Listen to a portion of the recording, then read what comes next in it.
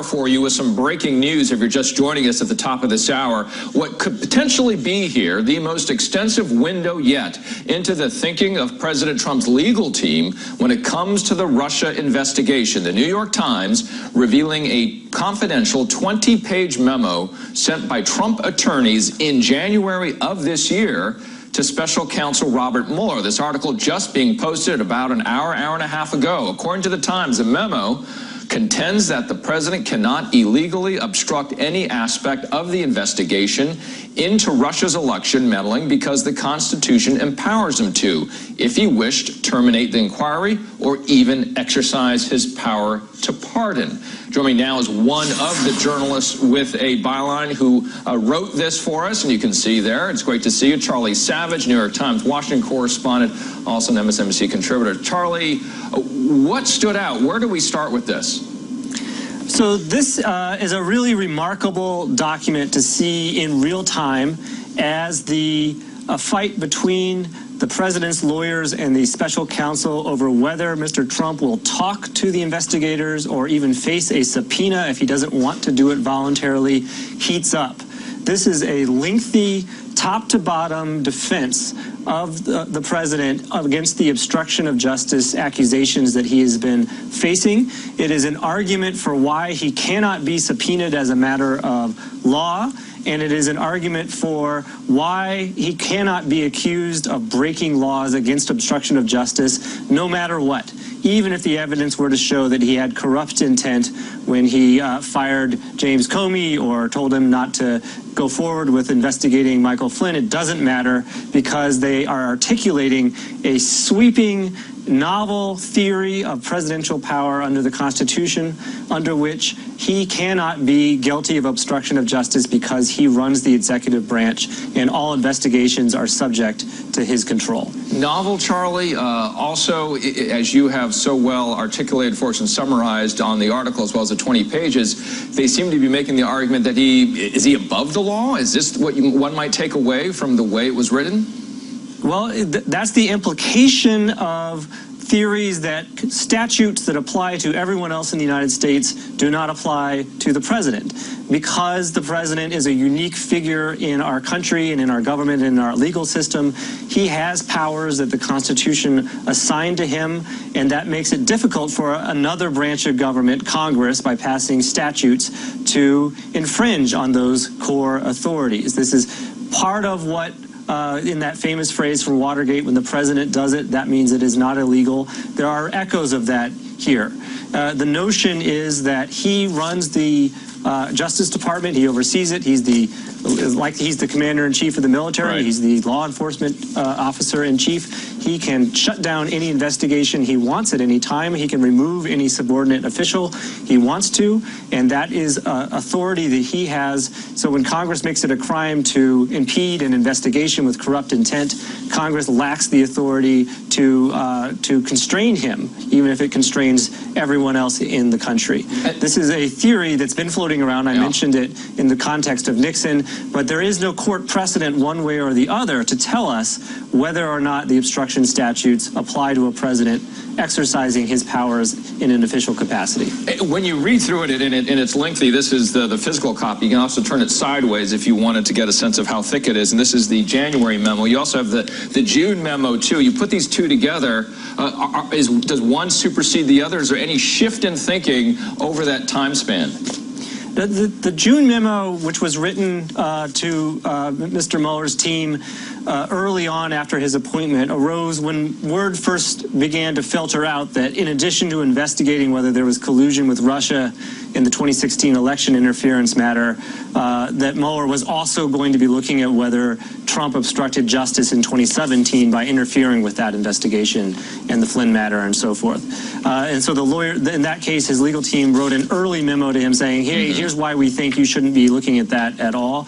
A lot of the constitutional arguments are in that earlier letter, and then the later letter, the much longer letter, incorporates that by reference, reiterates some of those, but also makes an array of other arguments that are more geared towards the immediate issue, which is whether the president should or can be forced to talk to Mueller before Mueller wraps up the instruction. And as you know, because you're part of the Fantastic Four here, they've been following this story so well, and when you look at the mood of June last year compared to January of this year, and even to today as we hop into another new month here, the tone also perhaps reflects the time, the context, right?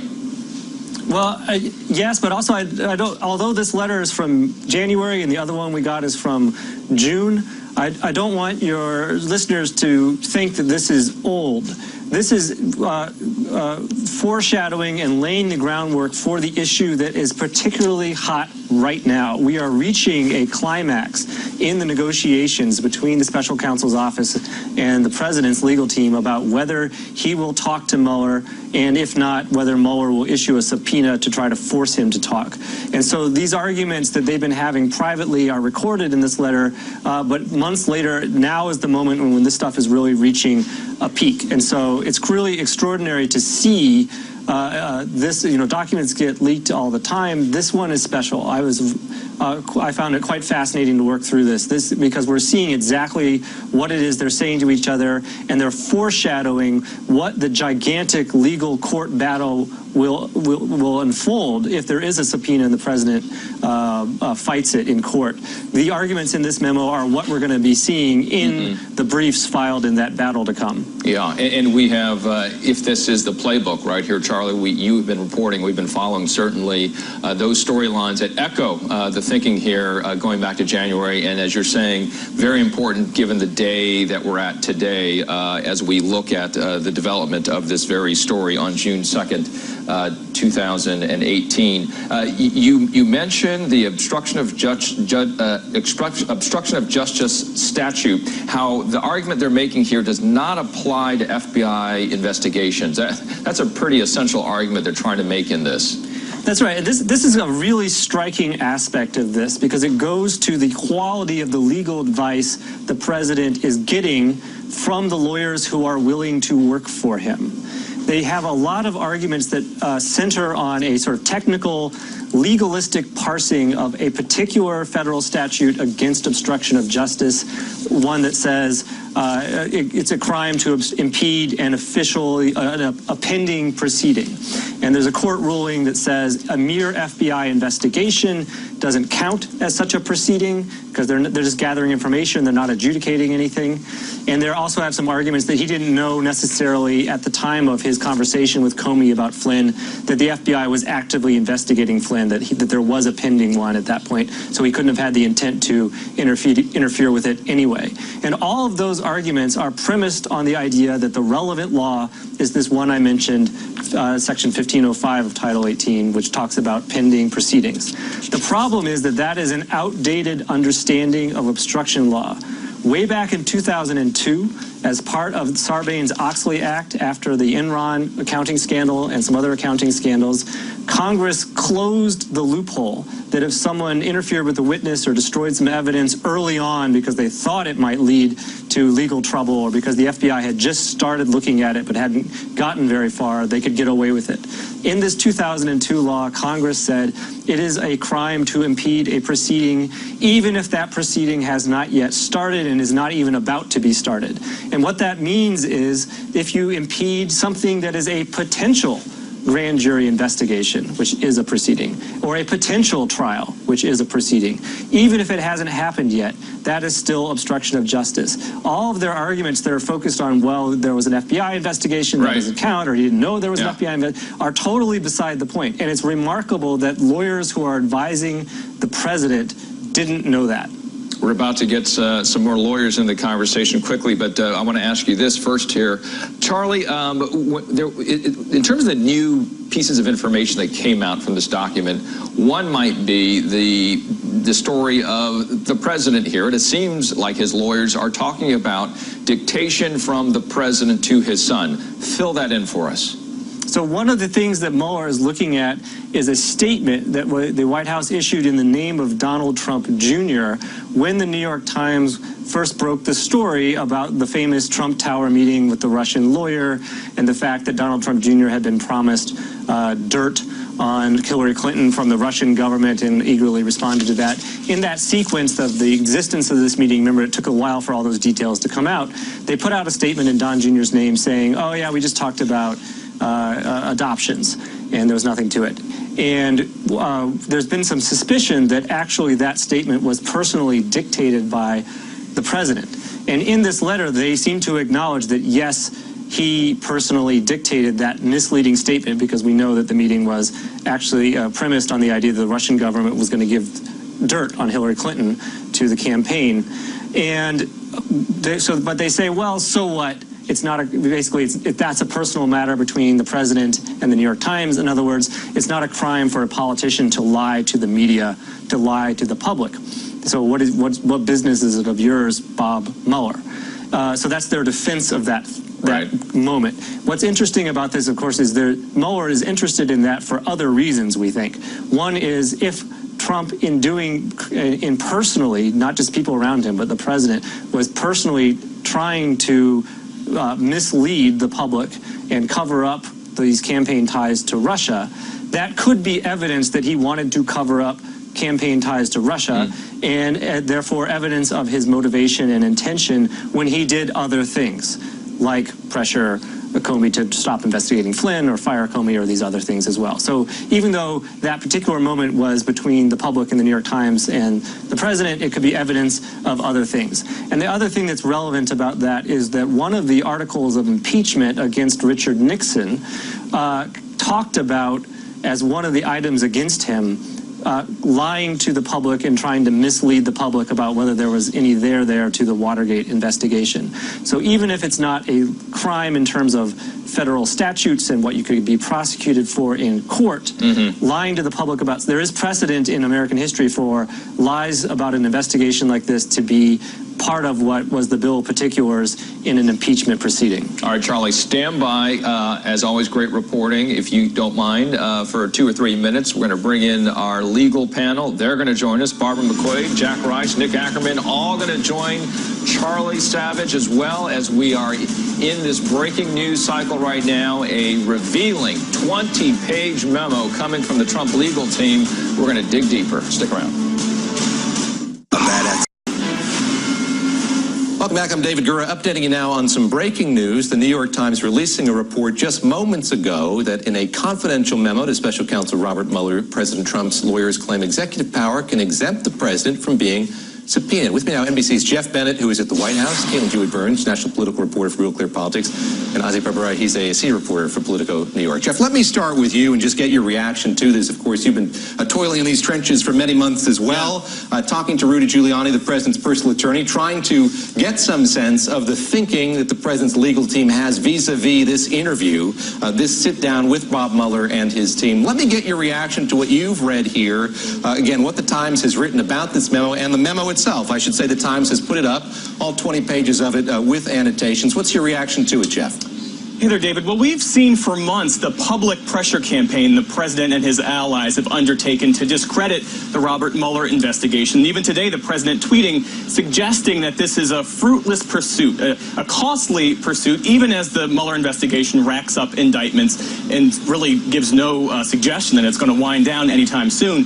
But what this letter is, in black and white, that provides the legal underpinnings of what the Trump legal team has been telling us for months, that the president could not illegally obstruct any investigation, let alone the Russia investigation, because the Constitution gives him wide powers to shut down, if he wishes, any inquiry. So this is really a way that the Trump legal team is trying to limit the scope of a potential interview because they are concerned about the prospect of perjury.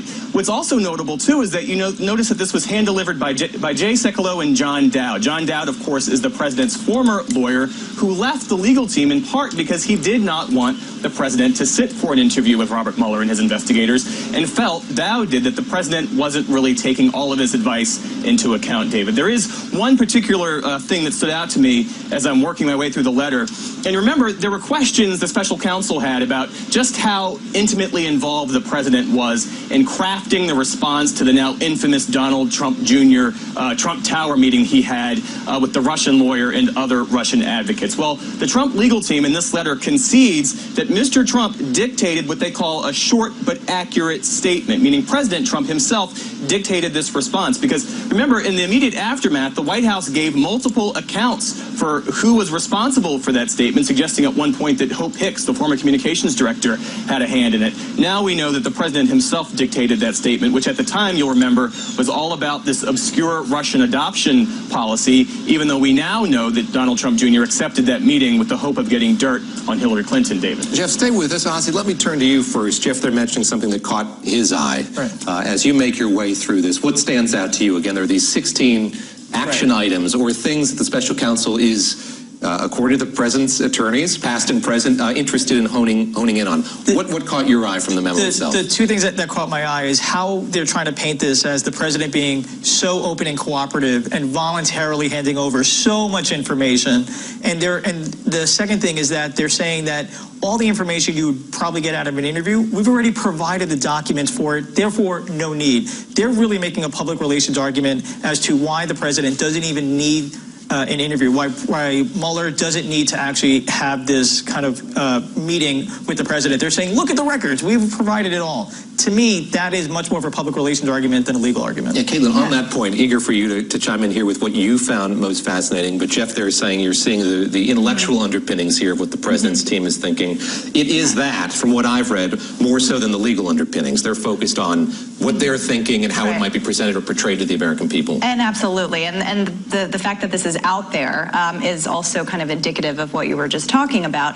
It is really interesting that you've heard so many people in the legal community say that it would be completely unwise for the president to actually sit down with Robert Mueller, because this issue of perjury is a real concern among everybody who's been involved in this and following this. And we saw that just yesterday when the president was talking about North Korea. Very simple things, like I read the letter and the letter's great, and it turns out that he hadn't actually read the letter. So you can imagine him sitting down in this meeting with Mueller and completely, extending the scope of the investigation just by virtue of him sitting down with him. Jeff, my producers have pulled a number of quotes here. I'm going to read a couple of them here, and I'm going to call them out by number just for ease here. The second quote I want to read here is, ensuring that the office remains sacred and above the fray of shifting political winds and gamesmanship is of critical importance. That, again, according to the president's personal attorneys. The third quote we've pulled here, the president's prime function as the chief executive ought not be hampered by requests for interview. They wrote, having him testify demeans the office of the president before the world. Again, Jeff, want to get your perspective on this, covering the White House day in and day out. This is giving us some insight here into how White House staffers see the White House, see the Trump White House. Well, Rudy Giuliani said as much, suggesting that decision about the potential interview between the president and the special counsel investigators would have to wait until after the North Korea summit. Remember, that happened a couple of weeks ago. Giuliani suggesting that he didn't want the president's focus diverted from North